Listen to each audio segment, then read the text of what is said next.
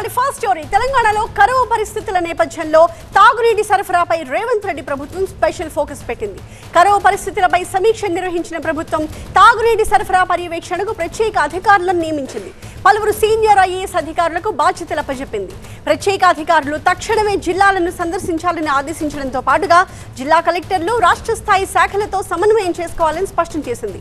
ఇక జూలై వరకు తాగునీటి సరఫరాని పర్యవేక్షించబోతున్నారు ఈ ప్రత్యేక అధికారులు. మా ప్రతినిధి ప్రభాకర్ లైవ్ లో మరింత సమాచారం అందిస్తారు. ప్రభాకర్, ఈ ప్రత్యేక అధికారుల పనితీరు, వాళ్ళకి ఇచ్చిన బాధ్యతలు డీటెయిల్ గా చెప్పండి.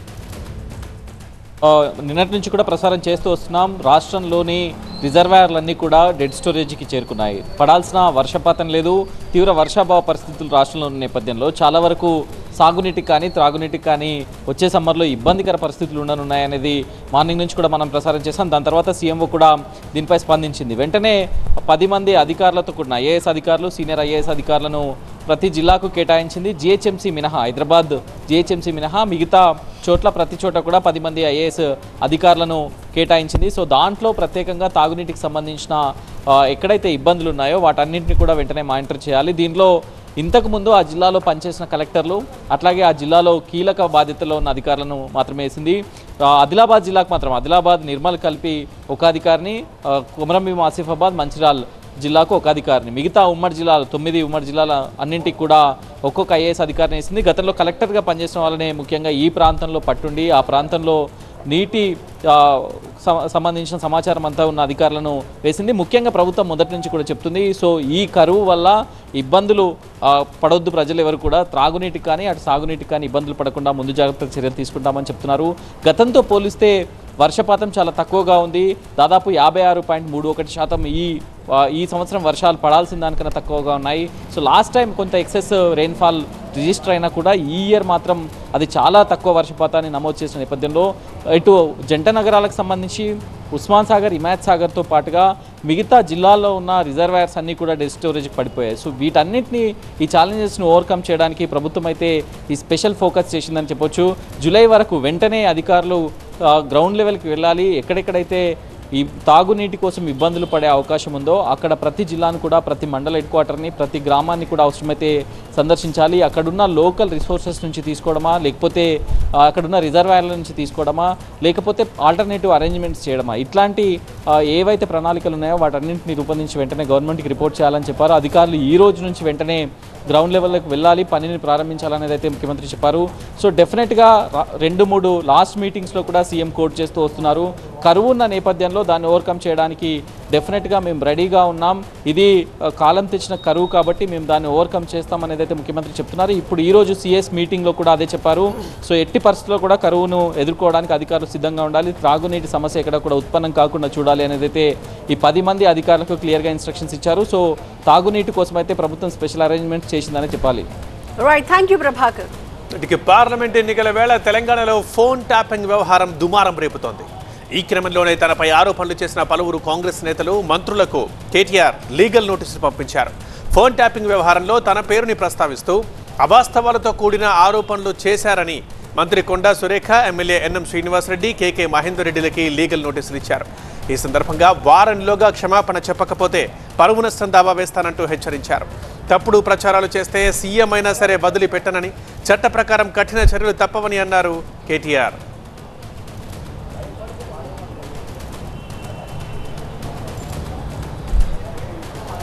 సీనియర్ కరెస్పాండెంట్ రంజిత్ మరింత సమాచారం అందిస్తారు. రంజిత్, కేటీఆర్ ఇచ్చిన లీగల్ నోటీసుల్లో ప్రధానంగా ఏముంది?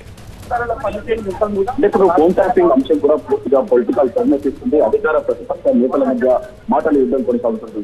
గత కొద్ది రోజుల క్రితం మంత్రి కొండా సురేఖ, మాజీ మంత్రి కేటీఆర్ కి ఫోన్ ట్యాపింగ్ తో సంబంధించి చాలా మంది నిబంధనల వరకు ఆ తర్వాత చాలా మంది వ్యాపారాలను జరిగించి ప్లాట్ఫామ్ ప్రకారం విషయాలే మంత్రి కొండా సురేఖ మాట్లాడిన తర్వాత దానికి ఎవిడెన్స్ కౌంటర్ గా కేటీఆర్ మాట్లాడుతూ ఇవన్నీ కూడా నిరాధారమైనటువంటి ఆరోపణలు, ఖచ్చితంగా రూపాయి న్యాయ పోరాటం చేస్తానన్నటువంటి విషయాన్ని మాజీ మంత్రి కేటీఆర్ చెప్పారు. సో మొత్తం ఈ ఫోన్ ట్యాపింగ్ అంశం ఇప్పటివరకు దర్యాప్తులో అనేక అంశాలు నిందిస్తున్నటువంటి ఇదంతా కూడా రాజకీయంగా కొంత దుమారం వచ్చింది.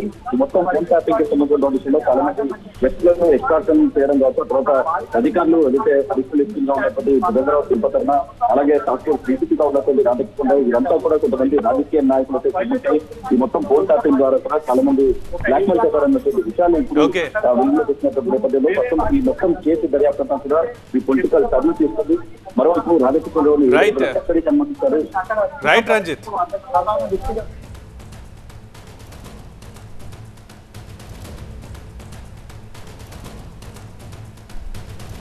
ఇక పవన్ కళ్యాణ్ తెనాలి పర్యటన రద్దయింది. జ్వరం కారణంగా పవన్ పర్యటన రద్దు చేసుకున్నారు. 3 రోజులు విశ్రాంతి తీసుకోబోతున్నారు పవన్. హైదరాబాద్ కు వెళ్లిపోయారు పవన్ కళ్యాణ్. జనసేన అధినేత పవన్ కళ్యాణ్ తెనాలి పర్యటన వాయిదా పడింది. స్కెడ్యూల్ ప్రకారం ఇవాళ పవన్ కళ్యాణ్ తెనాలిలో పర్యటించాల్సి ఉంది. తెనాలిలో ర్యాలీ సభలకు హాజరు కావాల్సింది. అయితే పవన్ కళ్యాణ్ తీవ్రమైన జ్వరంతో బాధపడుతున్నారని, అందుకే తెనాలి పర్యటనను రద్దు చేస్తున్నట్లుగా జనసేన వెల్లడించింది. తెనాలితో పాటు ఉత్తరాంధ్ర పర్యటన కూడా రద్దు చేసినట్లు జనసేన తెలిపింది. ఇక జ్వరం కారణంగా హైదరాబాద్ కు పయనమైన పవన్ కళ్యాణ్ 3 రోజుల పాటు విశ్రాంతి తీసుకోనున్నారు. పూర్తి వివరాలు అందించడానికి మా ప్రతినిధి క్రాంతి లైవ్ లో సిద్ధంగా ఉన్నారు. క్రాంతి, పవన్ కళ్యాణ్ సిక్ అవడానికి ఈ ఎండ ప్రభావమే కారణమా? మళ్ళీ ఎప్పుడు పర్యటనని తిరిగి ప్రారంభించే అవకాశం ఉంది? ఖచ్చితంగా గత 4 రోజులుగా పవన్ కళ్యాణ్ పిఠాపురంలోనే వరుసగా ప్రచారం నిర్వహిస్తూ ఉన్నారు. అయితే నిన్న మొత్తం కూడా మనం చూసాము, పిఠాపురంలోనే స్థానికంగానే మొత్తం క్లియర్గా తిరగడం కూడా జరిగింది. ఎండ తీవ్రత ఎక్కువగా ఉన్న నేపథ్యంలో పవన్ కళ్యాణ్కి వడదెబ్బ తగిలినట్టుగా కూడా మనకు తెలుస్తూ ఉంది. ఓవరాల్గా మనం చూసుకుంటే కనుక గత 3 రోజులుగానే పవన్ కళ్యాణ్ సిగ్గా ఉన్నారు. షెడ్యూల్ మార్చే అవకాశం ఉంది అని చెప్పి కూడా పవన్ జనసేన నుంచి సమాచారం అందుతున్న నేపథ్యంలో ఇవాళ తెనాలి పర్యటన కన్ఫర్మ్ అయింది. మధ్యాహ్నం వరకు కూడా పవన్ కళ్యాణ్ సభా స్థలానికి చేరుకుంటారు. వారాహి యాత్ర కూడా జరుగుతుంది అనేటటువంటి సమాచారం కూడా పార్టీ వర్గాల నుంచి వెళ్ళిన నేపథ్యంలో సభ జరుగుతుంది అనుకున్నారు అందరూ కూడా. కానీ పవన్ కళ్యాణ్ తీవ్రమైనటువంటి జ్వరంతో ఇబ్బంది పడుతున్న నేపథ్యంలో సభా స్థలానికి ర్యాలీగా కానీ అక్కడికి వెళ్ళి మాట్లాడేటువంటి పరిస్థితి లేని నేపథ్యంలోనే సభను వాయిదా వేసినట్టు కూడా జనసేన వర్గాలు వెల్లడించాయి. ఓవరాల్గా ఇవాళ ఏదైతే తెనాలిలో జరగాల్సినటువంటి సభ అయితే క్లియర్గా వాయిదా పడింది. తర్వాత షెడ్యూల్ ఎప్పుడు అనే దానికి సంబంధించి కూడా పూర్తి స్థాయిలో మళ్ళీ త్వరలో నిర్ణయం ప్రకటిస్తామని కూడా జనసేన చెప్పడం జరిగింది. పవన్ కళ్యాణ్కి తీవ్రమైన జ్వరం ఉన్న నేపథ్యంలోనే డాక్టర్స్ కూడా 3 నుంచి 4 రోజులు రెస్ట్ తీసుకోవాలని చెప్పారు. దాంతో పవన్ కళ్యాణ్ ఇక్కడ నుంచి వెంటనే హైదరాబాద్ కూడా బయలుదేరి వెళ్లారు. సో జ్వరం తగ్గిన తర్వాత తిరిగి మళ్ళీ షెడ్యూల్ను ప్రారంభించేటటువంటి అవకాశం కనిపిస్తోంది. అయితే ఇవాళ తెనాలి, రేపు నెల్లిమర్లలో పవన్ కళ్యాణ్ వరుసగా షెడ్యూల్ అయితే ఫిక్స్ చేశారు 12వ తేదీ వరకు. దాదాపు మనం 30 నుంచి చూసుకుంటే కనుక 4 రోజులు, ఇవాళతో 5వ రోజు. 4 రోజులుగా ఏదైతే పవన్ ప్రచారంలో పాల్గొన్నారో ఈ ప్రచారంలో అటు వీర మహిళలతో స్థానిక సమావేశాలతో పాటు ఇతర గుళ్ళు అండ్ అలాగే చర్చిలు తిరుగుతూనే ఉన్నారు.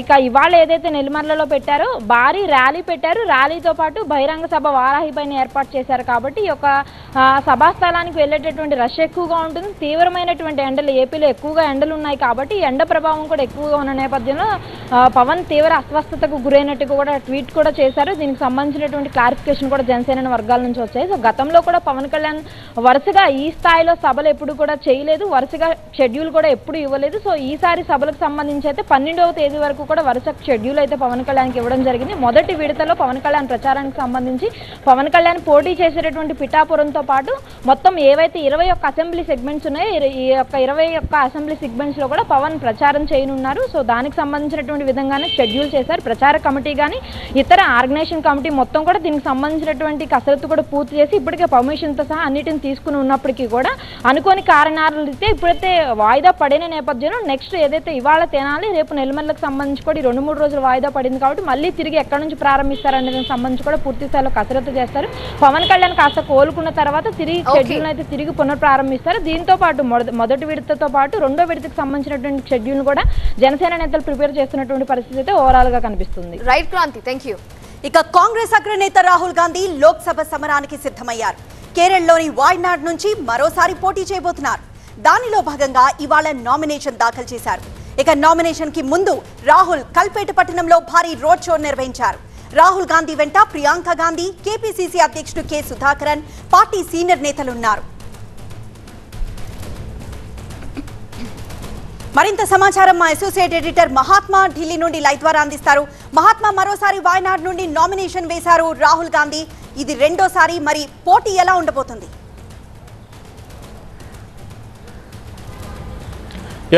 రాహుల్ గాంధీ అమేఠీలో గత ఎన్నికల్లో ఓడిపోయిన నేపథ్యంలో ఈసారి అమేఠీలో మళ్ళీ పోటీ చేయకుండా తాను గతంలో గెలిచిన వాయనాడ్ నుంచే మరోసారి పోటీ చేయాలని చెప్పి నిర్ణయించుకున్నారు. ఆ క్రమంలోనే ఈరోజు నామినేషన్ల ప్రక్రియ కూడా పూర్తయింది.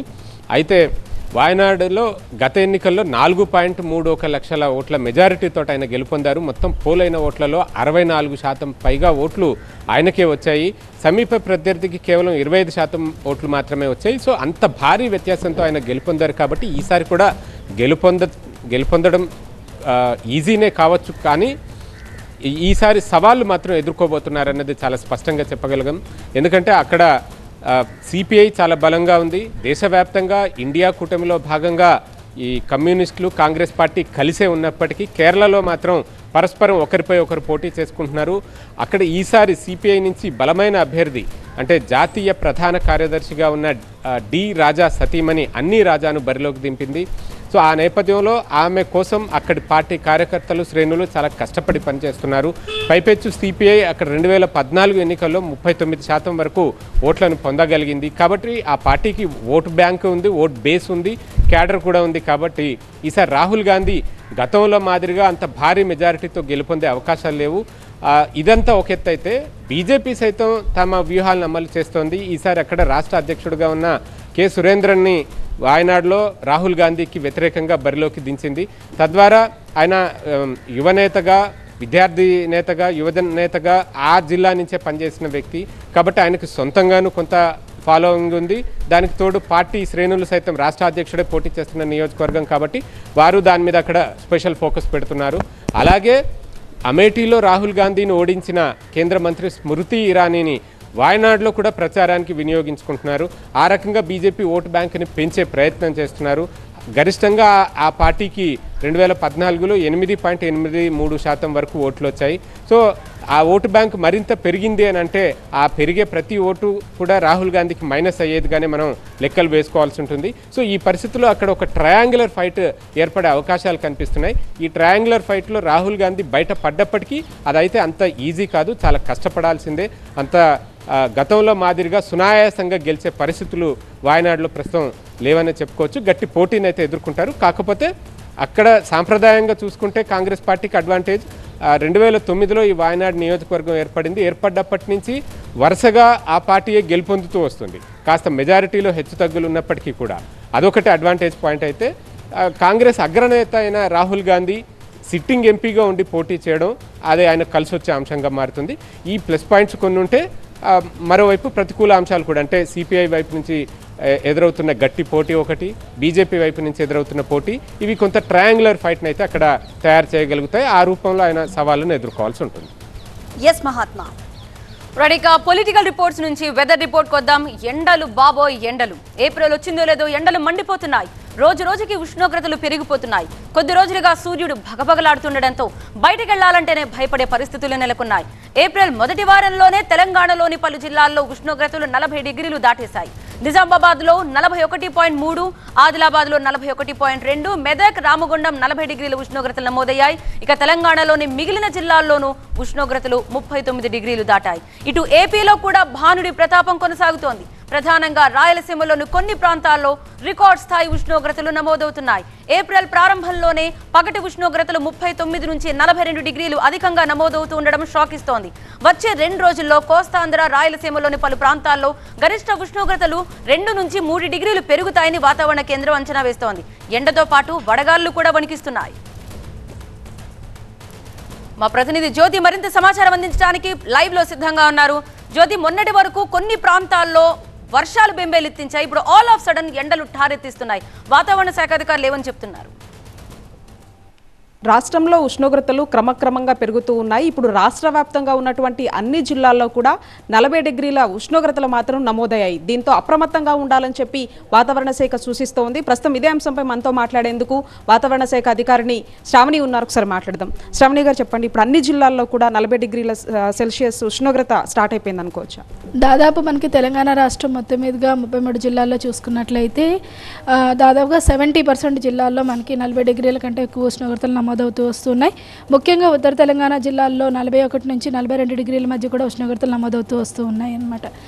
ఇదే విధంగా వచ్చే 2 రోజులు కూడా ఉండే అవకాశం అయితే కనిపిస్తుంది. అత్యధికంగా ఆదిలాబాద్లో 41.3 డిగ్రీలు నమోదవడం అయితే జరిగింది. అలాగే నిజామాబాద్లో కూడా దాదాపుగా 40 నుంచి 41 డిగ్రీల మధ్య ఉష్ణోగ్రత నమోదవడింది. మెదక్ 40 డిగ్రీలు. అలాగే మనకి ఈశాన్య తెలంగాణ జిల్లాలైన భద్రాద్రి, కొత్తగూడెం, ఖమ్మం ఈ పరిసర ప్రాంతాలు కూడా 40 డిగ్రీల కంటే అధికంగా నమోదవుతూ వస్తున్నాయి. నల్గొండ, సూర్యాపేట, మహబూబ్ నగర్ పరిసర ప్రాంతాల్లో 39 నుంచి 40 డిగ్రీల మేర ఉష్ణోగ్రతలు నమోదవుతున్నాయి.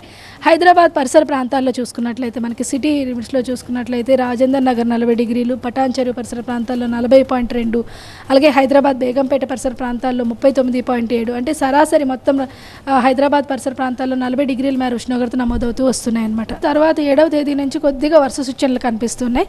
వర్ష సూచన కారణంగా కొద్దిగా ఉష్ణోగ్రతలు తగ్గే అవకాశం అయితే కనిపిస్తుంది. దాదాపుగా మనకి ఉదయం 10 గంటల నుంచి 4 గంటల వరకు అత్యధిక ఉష్ణోగ్రత నమోదే అవకాశం ఉన్నందున ఆ సమయాల్లోని ప్రయాణాలు అనేవి తగ్గించుకోవడం మంచిది.